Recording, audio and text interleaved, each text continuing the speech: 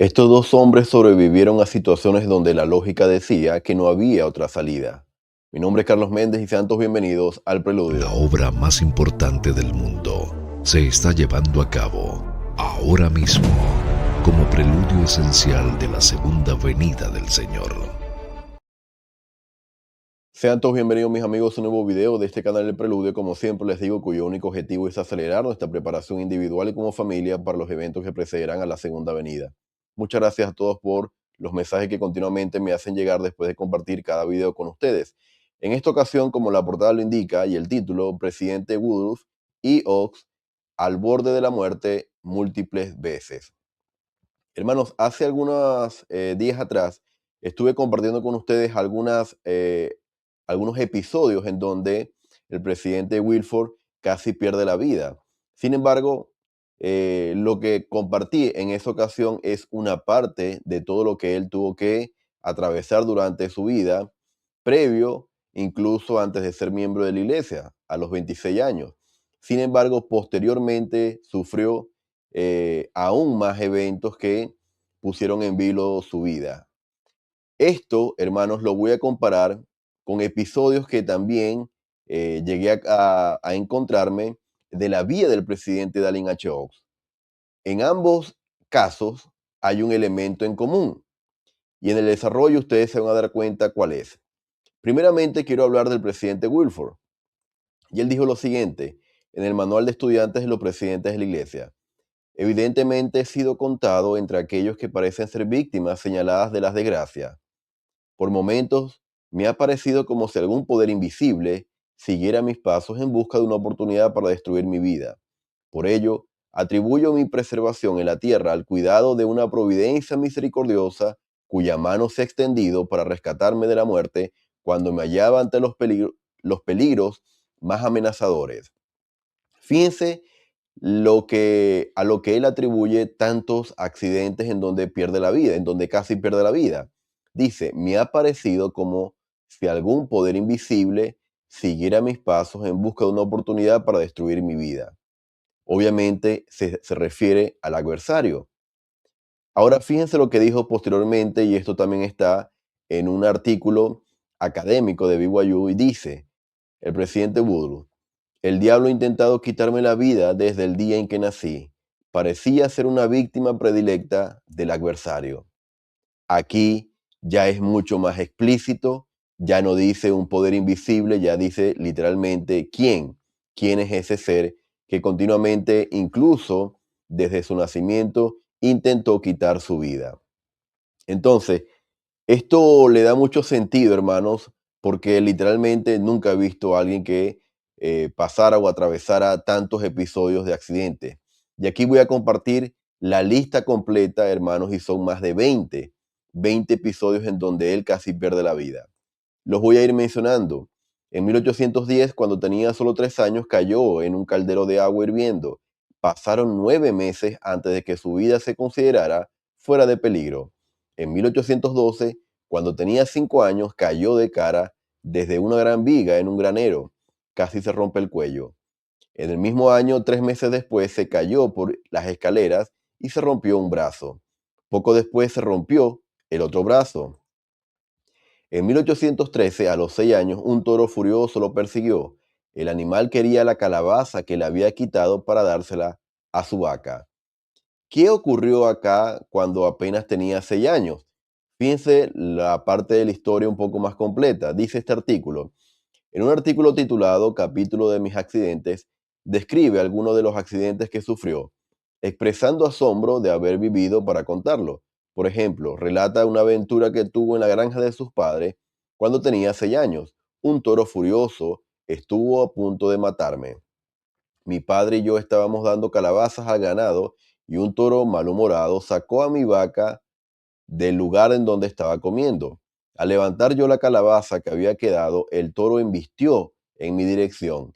Mi padre me gritó que la soltara y corriera, pero yo estaba empeñado en que se respetaran los derechos de la vaca, y corrí colina abajo con la calabaza en las manos y el toro persiguiéndome.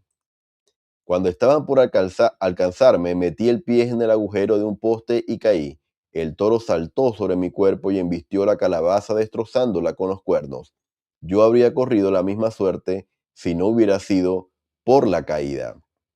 Entonces vemos que dentro de la inocencia del pequeño Wilford a la edad de 6 años, nada más y nada menos que se le ocurrió quitarle una calabaza que estaba a punto de comérsela el toro, porque él juzgaba que había sido eh, eh, un acto, ¿verdad?, inhumano lo que estaba haciendo el toro, quitándole el alimento a la vaca. Ahora, posteriormente, en 1814, se rompió 2 huesos importantes de una pierna en el aserradero de su padre. Ese mismo año se salvó de morir asfixiado después de que un carro cargado de heno volcara sobre él. En 1815 salió ileso cuando un caballo se desbocó cuesta abajo y volcó la carreta en la que viajaba. En 1816 cayó desde una altura de 4,5 metros de un árbol y aterrizó de espaldas, quedando inconsciente. Su primo pensó que había muerto, así que corrió a casa para avisar a sus padres. Wilford se recuperó y se encontró con su familia cuando iban a recoger su cuerpo. En 1819 fue rescatado tras ahogarse en 9 metros de agua y sufrió mucho para volver a la vida. En 1820 estuvo a punto de morir congelado en una ventisca. Lo salvó un transeúnte que lo vio arrastrarse aturdido hasta el hueco de un árbol. En 1821, a los 14 años, se abrió el empeine con un hacha. Tardó 9 meses en curarse. En 1822, a los 15 años, un perro rabioso lo mordió en la mano izquierda, pero la mordedura no le perforó la piel. En 1823 fue lanzado a 4,9 metros por encima de la cabeza de un caballo desbocado. Aterrizó sobre ambos pies, fracturándose la pierna izquierda en 2 sitios y dislocándose ambos tobillos. Pasó 8 semanas con muletas. En 1827 estuvo a punto de morir aplastado cuando las aguas se liberaron en el molino mientras se sujetaba al eje y usaba un hacha para quitar el hielo de la rueda. En 1831, a los 24 años, quedó atrapado en una rueda molinera de 6 metros de diámetro, pero solo sufrió algunos moretones. Ese mismo año sufrió un grave episodio de neumonía, fiebre pulmonar. En 1833, a los 26 años, apenas unos minutos después de su bautismo, un caballo le quitó el sombrero de una patada, y si el golpe hubiera sido 5 centímetros más abajo, no habría sobrevivido. En 1833 cayó de un trineo sin caja y al ser arrastrado entre los caballos fue arrastrado durante aproximadamente medio kilómetro. En 1834 un rifle se disparó accidentalmente y la bala pasó a pocos centímetros de su cuerpo. Ese mismo año un mosquete cargado hasta los topes, apuntando su pecho, se disparó accidentalmente, pero falló el tiro. En 1835 rescatado de una turba de unas 60 personas. Ese mismo año fue rescatado por intervención divina tras vagar durante 5 horas en medio de una tremenda tormenta. Ese mismo año también salió ileso cuando un tornado arrasó el edificio en el que se encontraba. En 1839 contrajo malaria, pero partió hacia Inglaterra para cumplir su misión como miembro del Quórum de los 12. En 1840 fue golpeado en la cabeza con piedras lanzadas por una turba mientras estaba bautizando. Y aquí nos adentramos en una historia que me pareció bastante interesante y particular y anteriormente no la conocía. Esta historia de las piedras que recibió mientras estaba bautizando dice lo siguiente: durante su misión en Gran Bretaña, Hugh Taylor Smith recordó: tras la reunión en la casa de los Simmons, muchas personas se ofrecieron para ser bautizadas. Como había un estanque cerca, el grupo se dirigió allí para los bautismos. Debido a la actividad de la turba, pospusieron las ordenanzas hasta la medianoche, con la esperanza de que la multitud se dispersara, pero no fue así. Woodruff escribió: bajé al agua y bauticé a 5 personas en medio de una lluvia de piedras que me arrojaba la turba, y mientras me apedreaban el cuerpo, una piedra me golpeó en la cabeza, casi haciéndome caer al agua junto con el hombre al que estaba bautizando, pero el Señor me salvó de la caída y continué hasta terminar el bautismo, con la mente puesta en Dios. Imagínense, hermanos, aún llevando a cabo una ordenanza, fue atacado por una turba. Pero esto no queda aquí. En 1840 esto es lo que acabamos de leer, en 1841 sobrevivió a un naufragio en el lago Michigan. En 1842 estuvo postrado en cama durante 40 días con fiebre biliar, luchando entre la vida y la muerte. En 1843 sobrevivió a un accidente de tren. Los vagones de pasajeros quedaron destrozados, los vagones de equipajes se incendiaron y el maquinista falleció. En 1844 ayudó al capitán del barco a extinguir un incendio a bordo del barco en el que viajaban con su esposa Phoebe. En 1846 fue aplastado por la caída de un árbol, se fracturó el esternón y 3 costillas y sufre graves lesiones internas. En 1848, inspirado por un impulso, decidió mover su carruaje y a su familia del lugar cercano al árbol. 30 minutos después, un torbellino arrancó el árbol de raíz y este cayó donde había estado su carruaje. En 1850 se decidió no llevar a los santos en barco de vapor. Posteriormente el barco se incendió y los pasajeros murieron quemados o ahogados. En 1856, envenenado por un animal infectado, su brazo resultó gravemente afectado y el veneno le hizo perder temporalmente el conocimiento. Recuperó la salud gracias a una bendición del sacerdocio. En 1860 fue arrojado de su mula, golpeándose la cabeza y los hombros contra el suelo, y luego fue arrastrado detrás de la mula. En 1872 fue arrastrado por un caballo desbocado, pero evitó por poco ser atropellado por la carreta. En 1873 sufre un accidente cerebrovascular leve. Parecía tratarse de parálisis y muerte. En 1879 sufrió un ataque severo de cólico biliar. Los ataques le dejaban sin aliento y no creía que sobreviviría a otro más. En 1886 sufrió un infarto leve o un derrame cerebral. No pudo ver ni hablar durante unos 30 minutos. La bendición del sacerdocio lo restauró. En 1889 fue protegido de una legión de espíritus malignos. En 1893 sufrió un gravísimo ataque de cólico biliar que lo mantuvo al borde de la muerte. Las oraciones de los santos lo salvaron. Este fue el año en donde se dedicó el templo del lago Salado. Hermanos, pero fíjense lo que ocurrió en 1889. Dice que fue protegido de una legión de espíritus malignos. Y esto es una historia que anteriormente yo nunca había leído. Y dice lo siguiente. Algunos de ustedes han leído la historia del poder del diablo en Inglaterra. El hermano Kimball, el hermano George Albert Smith y yo tuvimos una experiencia similar en Londres, en una casa donde nos hospedábamos. Parecía como que si hubiera legiones de espíritus allí.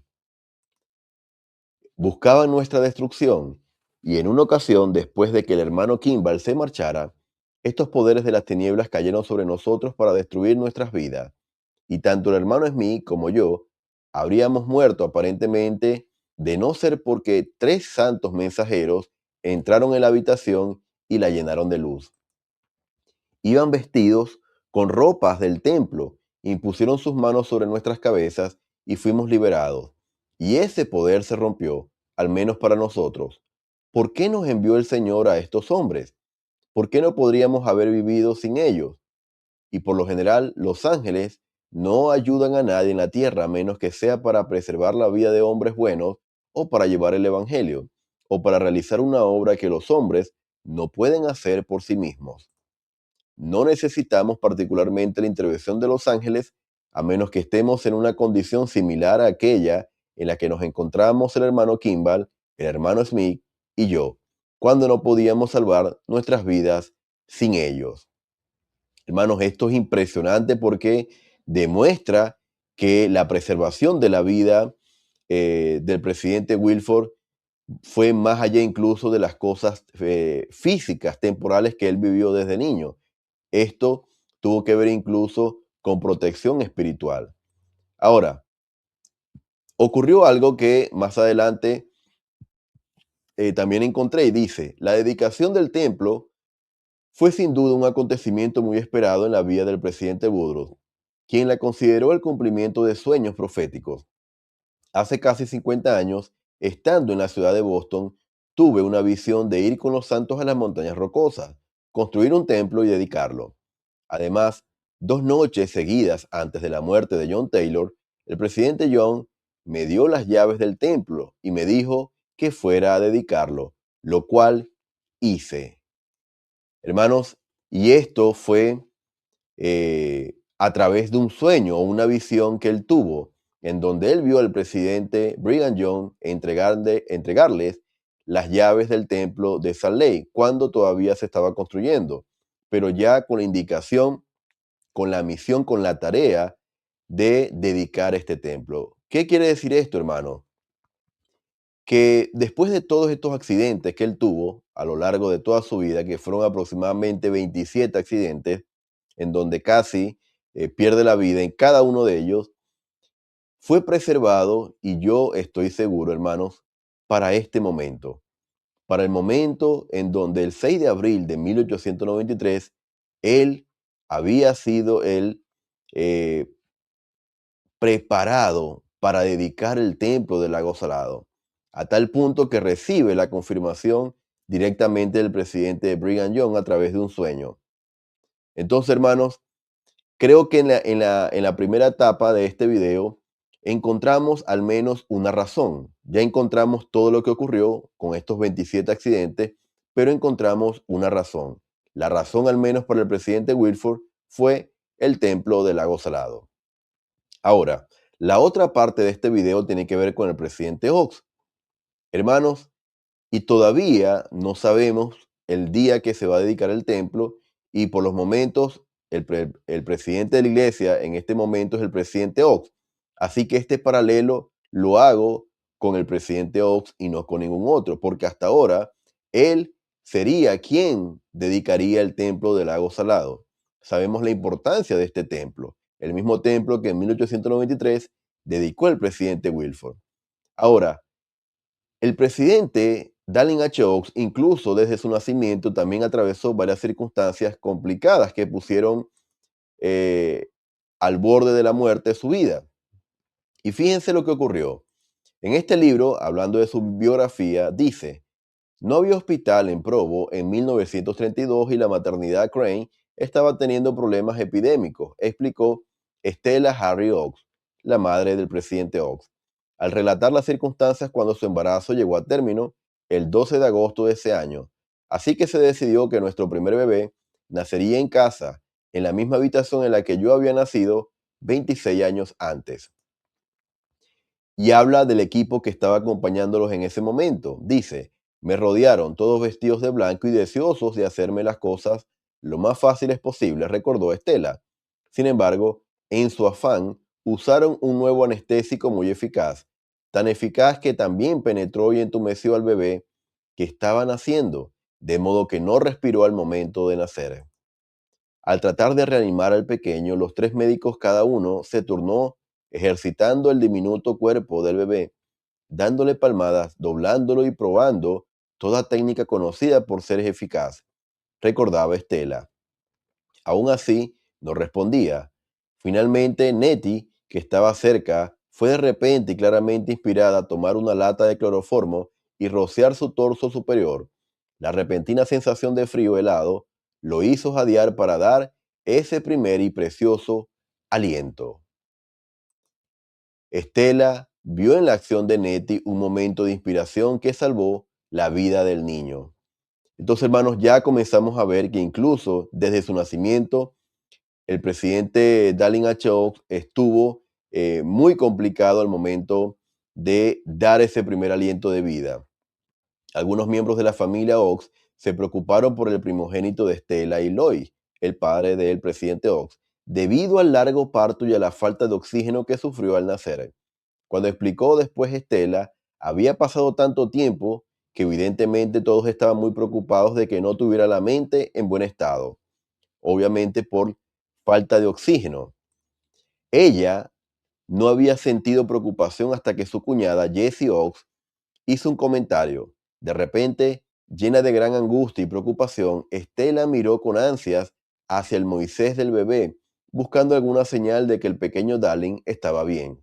Su manita se agitó, recordó ella, y nunca lo olvidaré porque supe, es decir, el Señor me ayudó a saber que todo estaba bien. Entonces, hermanos, a pesar de la falta de oxígeno en esos primeros minutos de su vida, el Señor le hizo sentir a ella, mirando las manitos del presidente Oz moverse, que todo iba a estar bien. Ahora, más adelante dice, aunque tranquila respecto a sus facultades mentales, Estela cargaba con el peso de criar a un niño que padecía frecuentes y a veces constantes dolencias físicas. Recuerdo las lágrimas corriendo por mi rostro mientras luchaba en mi debilidad para consolar al bebé durante la noche cuando gritaba de cólicos. Escribió. Lamentablemente, la condición de Darling siguió siendo precaria durante los meses siguientes. Estaba casi quebrantada en salud por la larga atención del primer año del bebé, dijo Estela. Había sufrido casi a diario de dolor de oído. Era raro que durmiera más de 20 minutos y siempre despertaba gritando de dolor. En un vano esfuerzo por curar su enfermedad crónica, incluso le hicieron extirpar las amígdalas cuando tenía 14 meses.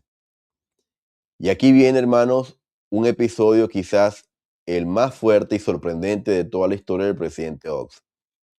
Por si fuera poco, 9 meses después de que Darling llegó al mundo, estuvo a punto de dejarlo de nuevo. En una época en la que los niños no eran asegurados en los vehículos con asientos de seguridad o cinturones, el pequeño viajaba en el auto familiar.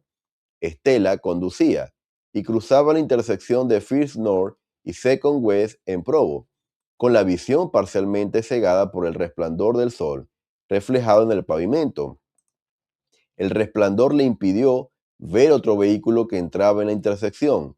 Con poco tiempo para que los conductores reaccionaran y frenaran, los dos automóviles colisionaron con tal violencia que Jessie, pasajera del auto de Estela, sufrió múltiples heridas, incluyendo cortes en la frente, la muñeca y el hombro. Aún peor, el impacto catapultó al pequeño Darling fuera del auto de sus padres como un proyectil, arrojándolo de cabeza al pavimento de concreto. Milagrosamente, informó un periodista, el niño sufrió moretones en la cabeza, pero no resultó con heridas graves. Hermanos, este episodio, ¿verdad? Quizás el presidente Ox no tuvo la misma cantidad de episodios que el presidente Wilford, pero solamente con este episodio, hermanos, a los 9 meses de nacido, el presidente Ox literalmente fue preservado por el Señor. Imagínense el accidente, salir expulsado, un niño de esos meses de nacido, y pegar la cabeza al pavimento de concreto y salir con heridas leves, hermanos, y continuar su vida, su desarrollo normal, como un niño normal. Literalmente, hermanos, yo creo que este accidente es como que abarca, ¿verdad?, varios accidentes de los que estuvo el presidente Wilford. Sin embargo, después de adulto, en La Leona de octubre del 92, él contó una historia que yo compartí también en un video que está en la descripción de este video que están viendo. Y parte de la historia dice, precisamente, para resumir, él estaba siendo asaltado por un hombre que con un arma de fuego se la colocó en su estómago. Precisamente en el momento en que pensaba llevar a cabo mi plan, tuve una experiencia única. No vi nada, pero supe algo. Supe lo que sucedería si conseguía asir el revólver. Lucharíamos y yo daría vuelta al arma hasta que quedara apuntándole al pecho. El revólver se dispararía y él moriría. También supe que no debía tener la sangre de ese muchacho en mi conciencia por el resto de mi vida. Poniéndome nuevamente el revólver contra el estómago, el joven ladrón respondió a mi reprimenda repitiendo sus demandas por tercera vez. Sin embargo, esa vez su tono había perdido fuerza. Cuando volvió a amenazarme con quitarme la vida, no sonaba muy convincente. Al negarme nuevamente a sus demandas, vaciló un momento, se metió el revólver en el bolsillo y salió corriendo. Jung abrió la puerta y partimos del lugar musitando una oración de agradecimiento. Jung es su esposa.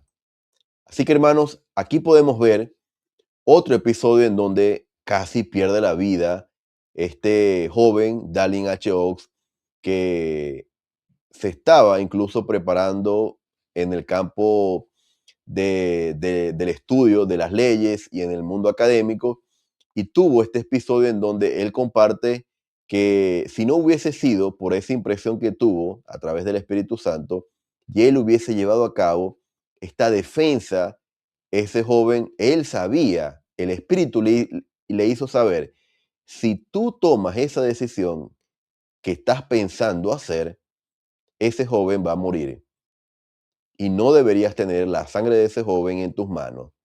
Así que por eso él se refrenó, porque el Espíritu le habló y le hizo saber que lo que iba a ocurrir si él llevaba a cabo esta acción. Hermanos, yo también compartí en otro video cómo el presidente Oaks, que hasta este momento podemos decir que es el hombre que el Señor ha escogido para eh, dedicar el templo del lago Salado, cómo está conectado también al templo. Ustedes recordarán parte de esa historia, pero la voy a parafrasear a través de esta imagen. 18 días antes de que el presidente Oaks naciese, su mamá estaba mirando a un escultor. Este escultor se llamaba Dallin. Este escultor, Dallin, fue quien recibió la misión de parte de los líderes de la iglesia de ser el artista quien diseñara, quien llevara a cabo, quien hiciera el ángel Moroni del templo del lago Salado. Sin embargo, en una plaza llevando a cabo otra obra, la mamá del presidente Dallin H. Oaks, 18 días antes de que él naciera, dijo, si el niño, ¿verdad?, que va a nacer es varón, le voy a colocar el mismo nombre que ese artista. Y el niño, 18 días después, fue varón y por eso la hermana Estela le coloca al niño Dallin, en honor a el artista, el escultor, que en esa época era de renombre, era muy reconocido y fue incluso quien llevó a cabo el ángel Moroni del templo del lago Salado. Así que podemos ver, hermanos, que ambos presidentes de la iglesia están conectados. Uno recibió en un sueño las llaves del templo por el mismo presidente Brigham Young. El otro, en este caso el presidente Oaks, 18 días antes de nacer, su madre decide, viendo a este artista, colocarle el mismo nombre que el artista que diseñó y que llevó a cabo el ángel Moroni del mismo templo del lago Salado. Mis amigos, esto para mí es una evidencia clara de que estos hombres fueron preparados, incluso antes de nacer, para llevar a cabo una obra específica en esta tierra. Todavía está por verse y no sabemos la voluntad del Señor hasta ahora de si el presidente Oaks llevará a cabo la dedicación del templo. Pero si eso llegase a ocurrir, aquí tenemos un paralelo sobre muchos acontecimientos completamente extraños, un paralelo bastante atípico, yo nunca lo había visto, en donde ambos siervos del Señor casi pierden la vida. Mis amigos, yo no sé ustedes, pero yo estoy sumamente emocionado y anhelo el momento en que ya ocurran las puertas abiertas. Imagínense que ni siquiera tengo planificado estar ahí, pero solamente la emoción de saber que se acerca el 2027 o que incluso a finales de este año, ya en pocas semanas se anunciará que estaría listo el templo, hermanos, ya me llena de emoción, porque estamos viendo el cumplimiento de muchas profecías que han sido dichas incluso por el presidente Nelson. De ser el presidente Oaks quien dedique este templo, estaríamos viendo este patrón que se repite con el presidente Wilford. Hombres que fueron preparados para una obra en especial. Dentro de esa obra especial, nada más y nada menos, sería dar, emitir, pronunciar la oración dedicatoria del templo del lago Salado. Uno, la emitió por primera vez, la dedicó por primera vez el presidente Wilford, y el otro, según la voluntad del Señor, si así lo desea, será quien la rededique. Nuevamente, hermanos, vemos cómo estos modelos se repiten incluso entre siervos del Señor con cientos de años de diferencia. Testifico de que el Salvador vive y que en preparación para la segunda venida seguirá mostrándonos a nosotros, sus hijos, su iglesia, el reino de Dios sobre la tierra, estos patrones, estos modelos divinos en donde el Señor de alguna manera prepara a sus siervos. Testifico de que la iglesia de Jesucristo de los santos de los últimos días es el reino de Dios sobre la tierra, con la comisión especial de preparar al mundo para la segunda venida. José Smith fue un profeta de Dios, vio al Padre y al Hijo en esa primavera de 1820 y con la ayuda y el poder de Dios sacó a luz nuevamente el Libro de Mormón. Testifico de la segunda venida, ocurrirá de manera especial, gloriosa y esperada por cada uno de nosotros. Pero aún más en preparación para la segunda venida, sé que el templo del lago Salado tiene una misión particular.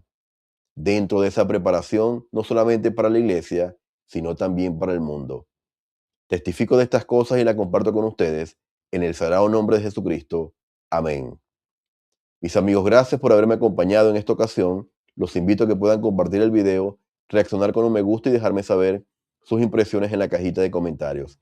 En la descripción del video van a encontrar todos los enlaces que utilicé para llevar a cabo esta presentación. Gracias y nos estaremos viendo en una próxima ocasión. La obra más importante del mundo se está llevando a cabo ahora mismo como preludio esencial de la segunda venida del Señor.